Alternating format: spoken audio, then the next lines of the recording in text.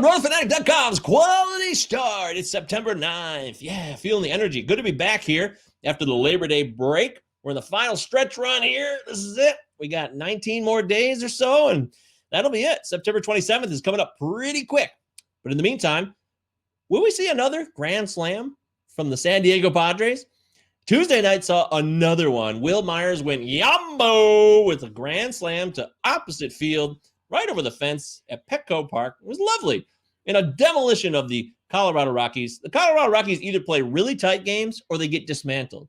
And I'm pretty confident in saying that after getting shellacked 14-5 by the Friars. I wonder if we'll see another grand slam from San Diego before the season ends. What do you think? I wonder if there's a bet in Vegas. Can I bet on that? You know, you would think you'll see another one, but they've already hit so many grand slams. 8 grand slams is a lot of grand slams, and I don't know if that's going to happen with only 19 days to go. But we'll see. We will see. That's one of the bummers about the 60-game season is just imagine if the Padres had 162 games. How many more grand slams would we see? Well, we're all being robbed of something. I'll tell you who got robbed last night. That would be Tristan McKenzie. He pitched pretty good, but then his bullpen let him down. 5 innings, 3 earned. Solid effort from this youngster who barely weighs 160 pounds, maybe. I don't know. He's a toothpick, but he's an excellent young pitcher. We got lots of young guns that we're going to talk about. There is a huge plethora of players that are young and making an impact on the game more than in any other season. Ryan Mountcastle, Gavin Lux. Give me 2. Give me 2, Utah.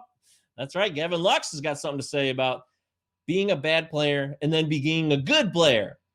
Because Gavin Lux has really struggled. He'd been in the minors. He hadn't been up. And then when he was up, he wasn't hitting, and he got sent back down, and he got called back up.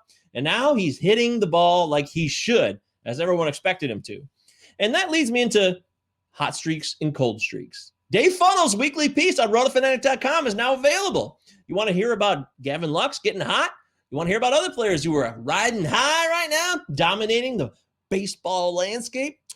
You also want to find out about the players who are killing you. They're just letting your team down. And in this late season surge right now, you need players who are good, who are going to make a difference. And you want to know the players that stink right now.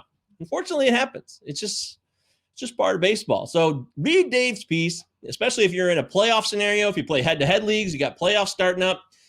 You need to know who's hot and cold. And Dave Funnell is a fine, upstanding Canadian. He's a humanitarian, and I support everything he does. If you don't read Dave Funnell's piece, then you're basically letting down society. And you don't want to do that, do you? Nah, I didn't think so. So anyways, let's get the show started. Let's take a look at who's hot, who's cold, who's killing it, what closers deserve coffee. We got a lot to get through in today's show. Let's dive in right now.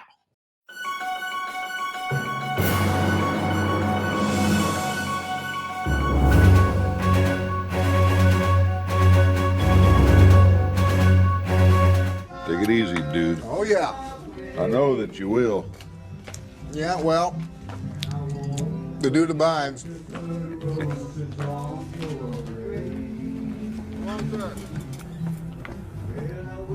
dude abides. I don't know about you, but I take comfort in that. I take comfort in knowing that we have hitters who hit multiple home runs in a game yesterday. And anytime we could break out the Gary Busey, well, that's a good day in my book. Let's find out who abided. Utah, give me 2. Rafael Devers cranked one to right field. Look at this. He hit that ball so hard off the Toyota sign. You want to know how hard he hit it? That's how hard he hit it. I've been doing this show all season, and that is the hardest hit home run I have seen by far, by a couple miles per hour. One was 114 miles per hour by Ronald Acuna. That was a bomb. I mean, he crushed that. And that was only 1 home run. He had 2 on the day, almost had a third, and it looks like Rafael Devers is starting to heat up, as his chase rate has also gone down a few percentage points over the last month. Utah, give me 2. As we mentioned earlier, Wil Myers hit a grand salami over the right field wall at Petco Park. That was a lot of fun for him. Congratulations. But he also hit a second home run to put him in the Utah, give me 2 club right here. Look at this. That is a mash. I mean, that is a man's hit right there. He took that thing to deep left center field. No batting gloves. 11 home runs on the season now for Wil Myers. and he has definitely returned to the form that made him a perennial top prospect back in the day. Utah, give me 2. Gavin Lux had not had a lot of luck coming into this game against Arizona last night, but he turned it around because he had 2, count them, 2 bombs. One was a huge home run in extra innings, a 3-run jack that solidified the victory for the Dodgers. It's been a rough go for Mr. Lux, coming up and down, as I mentioned earlier in the broadcast, but he is here to stay, and he's going to play every day, and though he has struggled mightily prior, you can expect top-notch production from him the rest of the way. Tyler Mahle struck out 10 Cubs last night. This is not the first time he's done this. He actually did this on August 28th, just 10 or so days ago. So apparently he likes pitching against the Cubs, and he likes the number 10. Another big fan is Jay Happ, who struck out 10 Blue Jays in Buffalo. Not an easy place to pitch based on the early returns at Salen Field. Some reason Tyler Mahle and Jay Happ were just feeling it last night, and the two of them combined for 20 strikeouts total. As we look deeper at the 2 starts, Mahle's numbers are up top, Happ's on the bottom. A CSW of 38% on a 4-seamer for Mahle is identical to what Happ had in the same start last night. So both these guys were doing really, really well with the whiffs on the 4-seamer. Now, the slider is an advantage for Mahle. He had a 44% CSW on the slide piece, while Happ did not have as much luck with the whiffs, getting 1 whiff on 6 swings on his slider.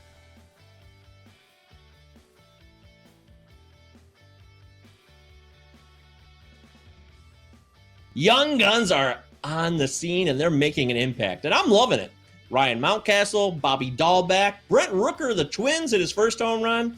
There's a lot of hitters right now who are rookies, youngsters, and they're making an impact. They're going to help win fantasy titles in this brief season, whatever the hell it's called, this short stint of baseball that we had. Nonetheless, a win is a win, and a title is a title. So you want to know about the rookies that are going to make a difference for your team. So let's take a look at some of the guys right now that are just smoking the ball and making a difference. They're winning fantasy titles for people. They're going to make it happen. Check it out. Bobby Dahlbeck came up as a prospect known for hitting home runs like this. That's power. But also striking out a ton. And guess what? He's doing a bit of both. He has 5 home runs in his first 9 games, but he's also striking out at a 45% clip. So you're going to get exactly what you expect from Bobby Dahlbeck, a first baseman DH type. He won't keep hitting home runs at the pace he's hitting them at, but he will continue to strike out a lot.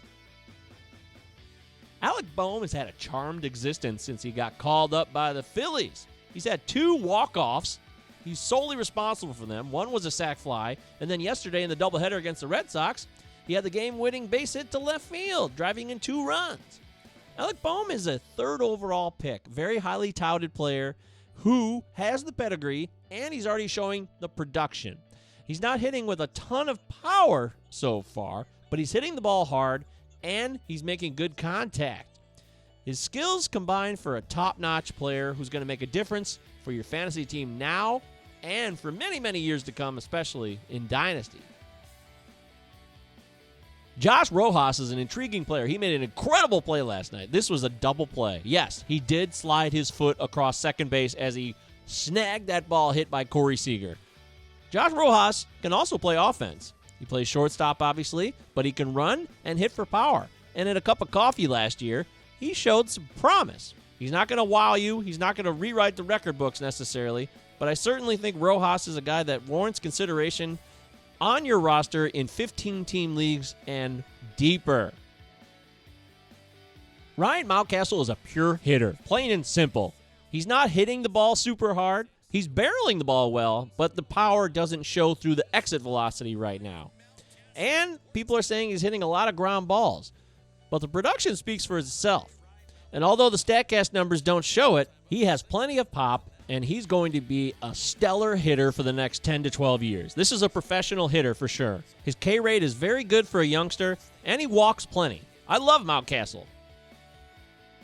We had to include one pitcher in our Young Gun segment, and why not Sixto Sanchez? Look at that, 100-mile-an-hour heater right by Ronald Acuna, one of the game's best. Sure, he's not the biggest guy out there, but Sixto is afraid of no baseball player. He'll go toe-to-toe with any hitter.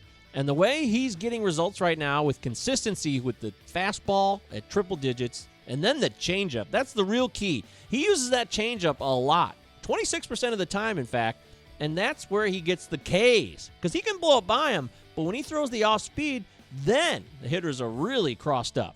I love Sixto's game.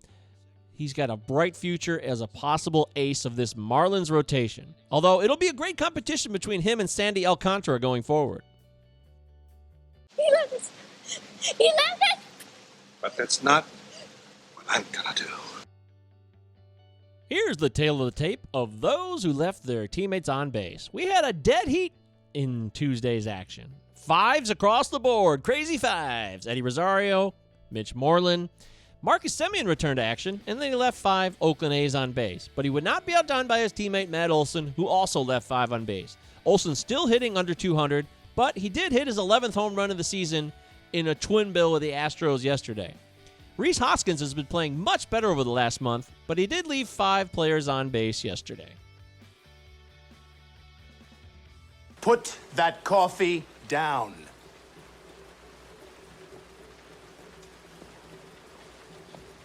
Coffee's for closers only. Coffee's for closers only. We all know that, right? Well, congratulations, Scott Barlow. You get a delicious cup of coffee served up by a barista. Second save for Scott Barlow. He did give up an earned run in the effort against Cleveland.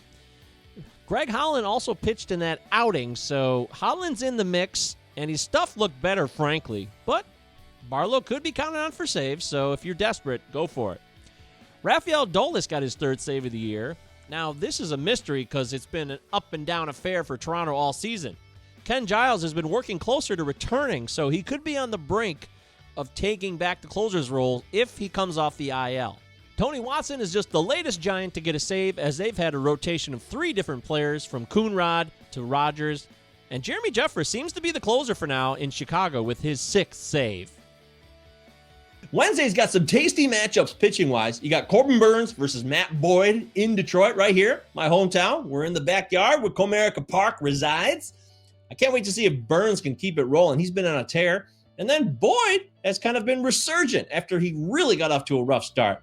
So that'll be a fun matchup. And then you got Bauer versus Darvish. These two guys are so different from each other. But they're both excellent starting pitchers, and maybe 2 of the best outside of Jacob deGrom in all of the National League and Major League Baseball. So I can't wait to see what these guys throw at the hitters when they get on the bump tonight. And then DJ Stewart of the Orioles. What's he going to do on Wednesday? He's been on a tear recently, and with Anthony Santander and Austin Hayes on the IL for the Orioles, Stewart has stepped in, and he's been playing well. So let's take a look at these matchups and DJ Stewart and see what we can expect from them on Wednesday. Darvish versus Bauer, head-to-head on Wednesday. These are the 2 best pitchers in the National League, outside of Jacob deGrom. Ha, ha, ha. See, I had you going there for a second. Besides Jacob deGrom, these are the 2 best pitchers in the NL this year. They're neck and neck in many categories, although Bauer does walk more because Darvish only has a 4% walk rate compared to Bauer's nearly 8%. But when it comes to hard hit rate, Darvish much better, 27%. Bauer gets hit harder at 38%. Exit velocity, both pretty similar as well. And when it comes to batted ball events, Darvish has had 117, and Trevor Bauer's had 94. So this is going to be a tight matchup, and I'm really excited to see who comes out on top to claim the runner-up prize.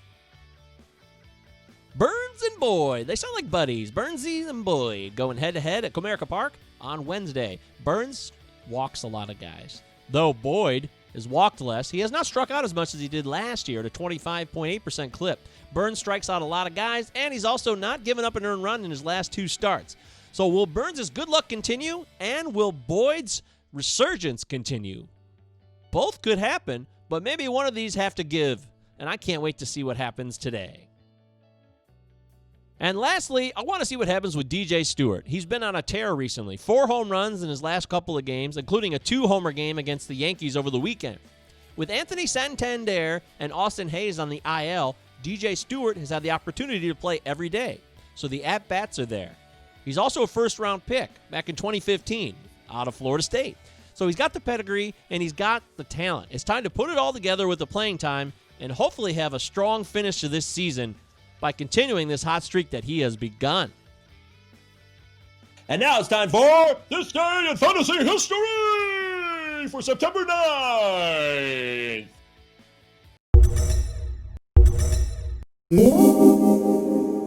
This Day in Fantasy History got me really stoked today because Curtis Granderson's in it. I'm so excited to see Curtis in this. Curtis is one of my all-time favorite players. You know, I'm a Detroit Tigers fan, and when the Tigers got good again back in the aughts in 2006, he was a part of that resurgence. He's a really nice guy, a charitable dude, a really humble fella, straight out of Chicago, and he fit into Detroit. And when he got traded, it was really tough. Even though the pieces that came back, you know, Max Scherzer, it was tough to see him go. But he's flourished. He had a great career. He's not a Hall of Famer, but he still had a wonderful career. So I'm excited to see him in this day in fantasy history for today because he got into a unique club that only 2 other players had ever gotten into in the history of MLB. And we got Ichiro and another player who hit 3 home runs in one game on this date. This is a good one. So sit back, relax, and enjoy this date in fantasy history for September 9th. Diddle-oo, diddle-oo, diddle-oo, diddle-oo, diddle-oo, diddle-oo. On this date, September 9th in 2013, Juan Uribe belted 3 bombs in Chavez Ravine. Off of Arizona, it was a fun night. 3 home runs is always a good time, and Juan Uribe is a fun little fantasy player.